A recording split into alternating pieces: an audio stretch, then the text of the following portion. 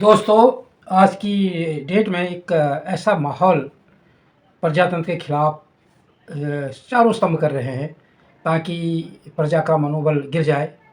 प्रजा ये समझे कि हमारी बस की कुछ नहीं है और असहाय समझे। क्या-क्या हमारा चाहे वो जो चारों स्तंभ हैं, प्रशासन में बैठे हुए लोग हों, चाहे वो शासन में बैठे हुए लोग हों, चाहे वो हमारा मीडिया तंत्र हो, चाहे वो हमारी अदालतें हों। क्या है ये सारी बातें, सारी सब चीज़ों पर आएँगे और आप वीडियो को पूरा देखें। अगर आप इस वीडियो को यूट्यूब चैनल पर देख रहे हैं और चैनल में नए हैं, तो चैनल को सब्सक्राइब ज़रूर करें। अगर आप इसको फेसबुक पेज पर देख रहे हैं, तो पेज को लाइक करें।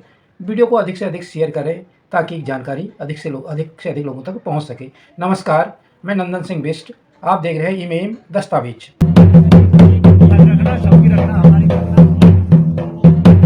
जब तक आपका अपना मनोबल, अपना आत्मविश्वास मजबूत नहीं होगा, आप अपने को संतुलित नहीं करेंगे, तब तक आप कुछ भी नहीं कर सकते।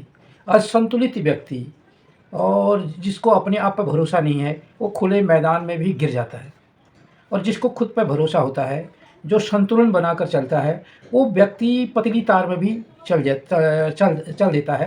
आम आदमी क्या करता है कि कभी हाथ में लाल धागा पहनता है, कभी काला धागा बाँधता है, कभी ताबीज़ पहनता है, कभी अंगूठी पहनता है, पूजा करता है, प्रार्थना करता है, नमाज़ पढ़ता है, आराधना करता है।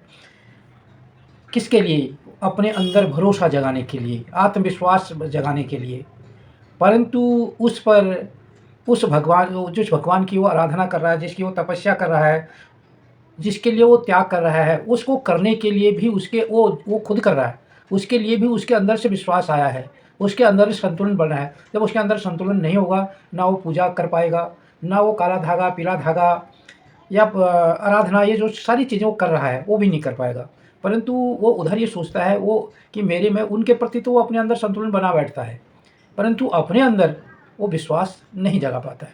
और जब तक हमें वो विश्वास नहीं होगा, जो चुनौती हमारे सामने होती है, उनका सामना नहीं कर पाएँगे। इन सारी चीज़ों के लिए हमारे अंदर आत्मविश्वास का होना ज़रूरी है। अगर जिसके पास आत्मविश्वास होगा, वो कुछ भी कर सकता है। प्रशासन में बैठे हैं, शासन में बैठे हैं या न्याय प्रणाली में बैठे हैं या प्रेस में बैठे हैं, वो इस चीज़ को अच्छी तरह जानते हैं कि जिस दिन प्रजा का, आम व्यक्ति का आत्मविश्वास काफ़ी ऊँचा हो जाएगा, मनोबल काफ़ी ऊँचा हो जाएगा, तो उस दिन हमारी जो दाल है वो गलनी मुश्किल हो जाएगी, हम लोगों को चुनौती मिल जाएगी। जो ईश्वर है जिसकी हम पूजा करते हैं, शरीर दिया है, हमें ताकत दी है और हमें बुद्धि दी है, हमें साधन दे दिए हैं। तो भगवान की प्रार्थना का नाम हम इतना ही धन्यवाद कर सकते हैं उसको, और करनी भी चाहिए।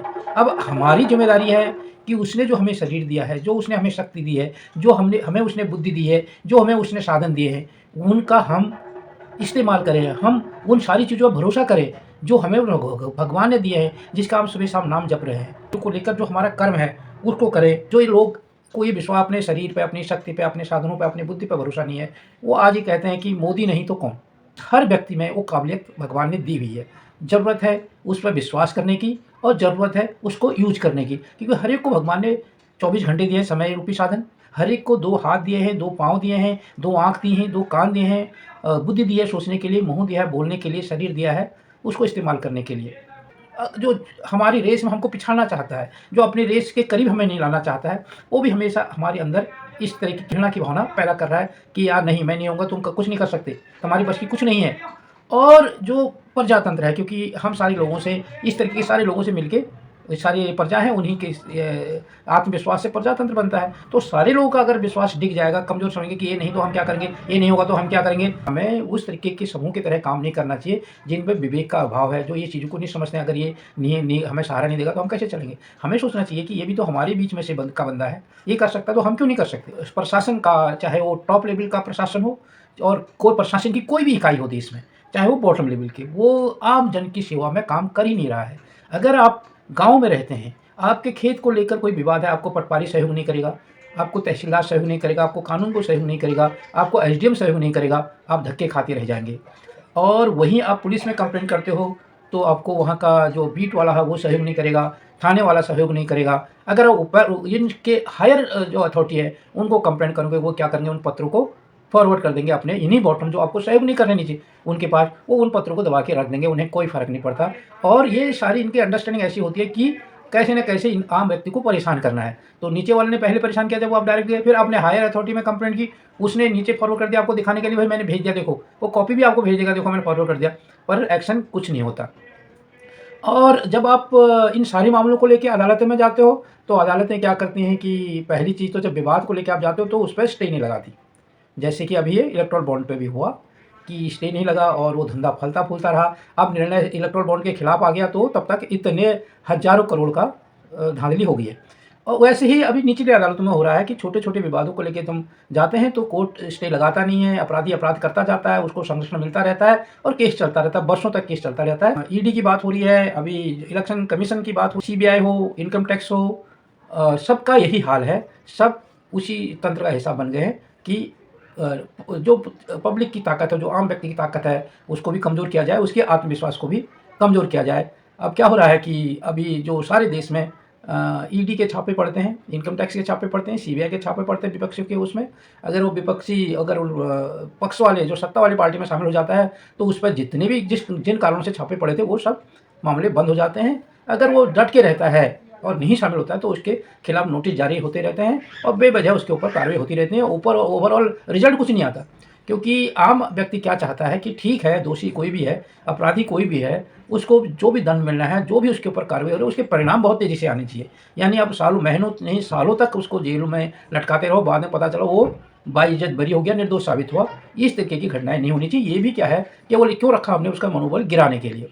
अब एक नई चीज़ इलेक्टोरल बॉन्ड को लेके सामने आ गई है कि जो औद्योगिक घराने थे, जिनके खिलाफ अनियमितताओं के मुकदमे या छानबीन चल रही थी, उन्होंने भी क्या कर दिया, खिला कर दिया है। उन्होंने भी इन सरकारों की मदद कर दी, उनको इलेक्टोरल बॉन्ड के रूप में चंदा दे दिया और वो एक तो एक नंबर का भी हो गया इनके लिए पैसा और दूसरा उसको राहत मिल गई, वो निर्दोष साबित हो गए। तीसरी चीज़ ये है कि जो इनको जिसकी जितनी पहले क्या होता था कि भाई कोई आदमी चंदा देगा, जब उसकी जेब में एक पैसा बचेगा, उसी पैसे में से चंदा देगा। जब वो अपने घर ही नहीं चला पा रहा है, तो चंदा कहाँ से देगा? परंतु यहाँ पर ऐसा हुआ है इलेक्टोरल बॉन्ड में, अपने बेनिफिट से कई गुना ज़्यादा पैसा चंदा का दिया। अगर वो ₹100 का उसको मुनाफ़ा हुआ है, तो उसने ₹500 ₹1000 चंदा दिया है। तो अगर उसने ₹1000 ₹500 चंदा दिया है ₹100 में मुनाफ़े में, तो कहीं न कहीं उसे भ्रष्टाचार लगता है। बहुत मोटा-मोटा चंदा देके उनको बहुत बड़े-बड़े ठेके मिले हैं, कारोबार मिला है। और अगर उन कारोबारों में उन्होंने अनियमितताएँ की हैं, उनके खिलाफ कोई एक्शन नहीं हुआ है। और यही होता है कि जो नेता हैं इसमें, अगर उनके लोग कुछ अपराध करते हैं, उनके रिश्तेदार उनसे जुड़े लोग कोई अब बहुत बड़ा अपराध भी करते हैं, उनके खिलाफ कोई कार्रवाई नहीं होती है। ये ऐसी कंपनियां जो चंदा दे रही हैं, वो भी अपराध में शामिल होती हैं, तो उनके खिलाफ कोई कार्रवाई नहीं होती। ये पूरे देश में लग रहा है और सारे लोग अन्याय के खिलाफ लड़ रहे हैं। पैसे वाले का कर्जा माफ़ किया जा रहा है, जबकि वो पैसा वाला है, और जो गरीब है, जो पैसा वाला नहीं है, उनको तुम कुछ बेनिफिट नहीं दे रहे हो। उनको ₹5 5 किलो राशन से कह रहे हो, भाई अगर पापा 6-6 जने का परिवार 5 किलो राशन देके, उन्हीं को ऊँट के मुँह में जीरे वाली बात होगी कि हम उनको मदद कर रहे हैं। और कुछ किसानों को ₹500 महीने की पेंशन देके कह रहे हो कि हम उनको पेंशन दे रहे हैं, सम्मान दे रहे हैं, तो उनको उससे उनकी तीसरी की जा रही है। और जो ये 5 का पंजा मारा जा रहा है, उससे भी क्या हो रहा है, उसको एक कमज़ोर किया जा रहा है कि अगर तेरे को ये 5 भी नहीं देंगे, तो क्या ले लेगा हमसे? और तेरी तो घर तो चला नहीं सकता, तेरी बस की तो है नहीं कुछ। उसके उस आत्मविश्वास को भी डिगाया जा रहा है। वो भी कह रहा है, अरे कम से कम इतनी मदद तो हो ही रही है। इंडिविजुअल को सोचना पड़ेगा कि अगर हम आत्मविश्वास की बात कर रहे हैं, मुझे देखना पड़ेगा कि मेरी आय कितनी बढ़ी, मेरे को कितना सम्मान मिला, मेरे को कितने मकान मिले, मेरे पास कितने शौचालय मिले, जितने भी ये दावे करते हैं वो कितना हुआ, ये भी सबको देखना पड़ेगा। अपने मंथन खुद करना पड़ेगा। कर देना, अमीरों का कर्ज माफ़ कर देना, ये भी बहुत बड़ा भ्रष्टाचार नज़र आता है। वो पैसा आखिर कहाँ एडजस्ट हुआ और अमीर को क्यों कर्ज माफ़ करने की ज़रूरत पड़ गई, इसके पीछे भी बहुत बड़ा झोल नज़र आता है। पीएम केयर फंड में इतना पैसा आया, देश विदेश से किसी ने मदद नहीं की, शायद इनको मदद मिल जाए, परंतु उसको आरटीआई से दूर रखना, उसको ऑडिट से दूर रखना। भई अगर तुम उसको सही इस्तेमाल कर रहे हो, तो उसको सार्वजनिक करने में क्या दिक्कत है? मैंने इतने पैसे यहाँ खर्च किए, मैंने इतना पैसा ऐसा किया, क्योंकि जनता का पैसा जनता के सेवा में, देश का पैसा देश की सेवा में लग गया, बताने देश को बताने में क्या दिक्कत है? जो चीज़ देश को बताने में दिक्कत आ रही है, तो कहीं न कहीं गड़बड़ झूला है।